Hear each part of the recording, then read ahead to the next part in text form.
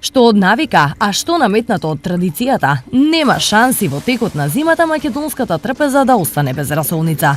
Сите си ја комбинираат на свој начин. Со везена пиперкичка, лукче, како тараторче зимно убаво, со пастрамаличка. Па, зависи со шо.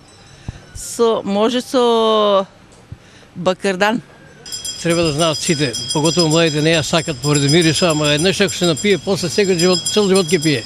Вие со што ја пиете? Пинџур, лутко јадеме, баници.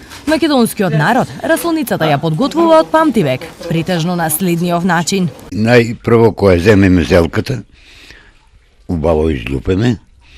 Ако е голема зелката, пречеме на две. Ако е мала, извадеме го кочано и разрежеме малку на средината. И на секоја зелка која ставаме, по една рака сол се става. Кога се ставе тоа, напуне се бурето, 124 сата, без вода да иставаш. Направили 24 сата, после можеш да ја напунеш вода. И после се точи на секој втор ден, додека да стаса. Расолницата е ризница на многу минерали и витамини. Изобилува со витамините С, К, У и сите од групата Б, а во голема доза ги содржи и минералите калциум, магнезиум и натриум. Расолницата го прочистува организмот. Препорачливо е да ја консумираат сите оние кои што имаат проблем со дигестивниот тракт или пак имаат отечени нозе, можеби воспаление на дебелото црево или пак чир на желудникот.